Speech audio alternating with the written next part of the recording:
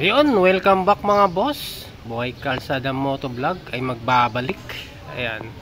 Gagawa ulit tayo ng tutorial o maikling tutorial lang dito sa apps ni Lalamove syempre. Ayan. So para lang ulit ito sa mga bago, sa mga balak pumasok kay Lalamove. Ayan. Yung tutorial natin ngayon about sa kitaan kay Lalamove. Ayan. Paano ba kinukuha ni Lalamove yung porsyento niya sa booking, o paano ka ba kumita rito kay Lalamove. Ayan. So yan ang tutorial natin ngayong araw na to. Ayan. Ipapakita natin ngayon yung booking, tapos yung top up din natin kung magkano. Ayan. So ito yung apps natin mga boss, naka-open na to kasi naka-ready na tayong bibiyahe. Ayan. So ipapakita ko sa inyo kung saan ba kinukuha ni Lalamove yung 20% niya sa booking. Ayan, so check natin yung wallet natin mga boss. Ayan, click nyo lang yung wallet. Ayan, meron tayong 79 pesos dyan sa may balance.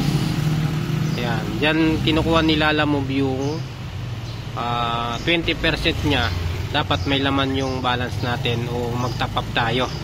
Ang pinaka minimum, ayan, 100 pesos lang. So ayan, yung balance na yan, dyan kinukuha ni Lalamove yung porsyento nya. So sa mga nagtatanong pala kung nire-remit pa kay Lalamove yung kita nyo maghapon, so hindi na. So bali dito na lang kinukuha ni Lalamove yung kanya, yung party nya sa every complete mo ng booking. So yun, 20% pala si Lalamove. So ibig sabihin pag naka 100 pesos ka, may 20 pesos siya na kukunin dito sa wallet mo. So mauubos yan yung balance mo na yan. So habang tayo ng booking mga boss, yun, papakita na rin natin kung paano ba malalaman kung naka-high demand yung booking ni Lalamove. Ayan, ano ba yung palatandaan kung naka-high demand. So yung mga boss, ito yung may high demand na booking, oh. Ito, ayan yung may green sa gilid ng rate, yung parang kidlat. Ayan, high demand ang tawag dyan. So i-check natin kung magkano yung dinagdag. Ayan o, may high demand surcharge 36 pesos. Ayan, so mataas yung rate nyan pag ganyan. Ayan, basta hanapin nyo lang yung mga booking na may kidlat na green. Ayan, check natin yung iba.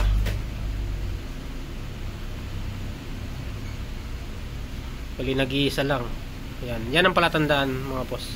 So ano pala ibig sabihin ng high demand na booking?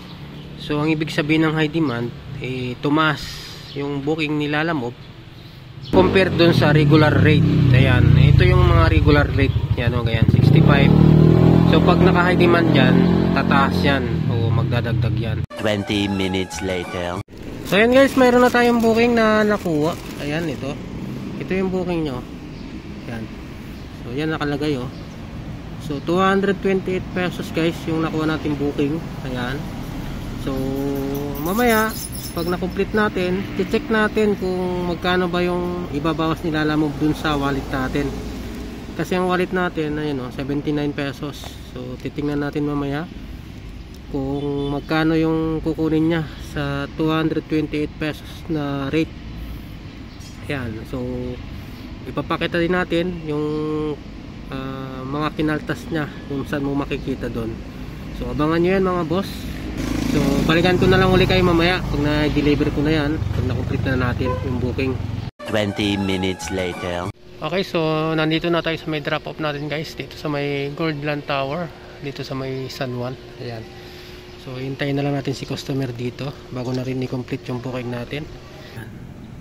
So complete muna natin guys. Okay, so unloading natin. Yan, okay na, nakulik na natin yung cash. So i-check na natin kung saan ba makikita yung kinaltas ni Lalamove. Ayan, so punta lang kayo ng wallet. Ayan o, check natin yung wallet. So dito, so makikita natin yung balance details. Ayan, yan mo makikita, check natin yan. Ayan, so yan na yung kinaltas ni Lalamove, yung commission niya. Ayan o, 25 pesos. Yung 228 pesos na rate kanina, ang kinaltas ni Lalamove ay 25 pesos. Ayan. Ayan ang kinuha niya. So bali dyan makikita yung mga commission nilalamove, yung mga kinalta sa wallet mo. So check natin yung wallet natin kanina, yung balance natin kung magkano natira. Yan, ayan o. So 53.40 pesos na lang natitira guys. Yan. So yung 228 kanina na booking, sayo na yon. Hindi mo na kailangang i-remit kay Lalamove, bali dyan na lang kinukuha ni Lalamove yung kanya. Yan, sa balance na yan. So pag naubos yan, ay top up na lang uli kayo para makakuha kayo ng cash na booking. So kung ayaw nyo naman mag top up dyan, kumuha na lang kayo ng booking na paid by Lala, yung wallet booking. Hanap tayo yung mga paid by wallet na booking. Ayan o, yan. Ito yung mga paid by wallet na booking. Yan. So pag na-complete yan, diretso sa wallet nyo o sa balance nyo. Hindi na kailangan mag top up pa para magkalaman yung wallet nyo. So kumuha na lang kayo nyan.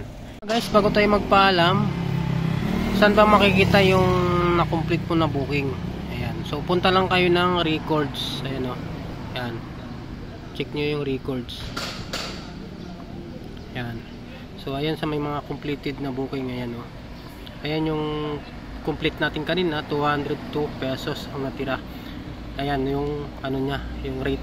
Ayan yung breakdown niya sa booking kanina. Yung 100 pesos na priority fee, walang kaltas yun. Bali ang kinaltasan ni Lalamove dyan ay nasa 128 pesos. Kasi yung 100 priority yun, kaya walang bawas yun. So kaya naging 25 pesos lang yung kinaltas niya kasi ayan o, 128 pesos lang ang kinuhanan niya. Yung 100 hindi nakasama. Ayan, mas maganda pag may mga priority kasi hindi nakasama sa kaltas yun, hindi nakasama sa komisyon. So yan lang yung kinuha niya. So dyan lang siya makikita yung mga complete booking mo. Ayan, dito sa records. Ayan, ito yung mga complete natin. Ayan. Okay.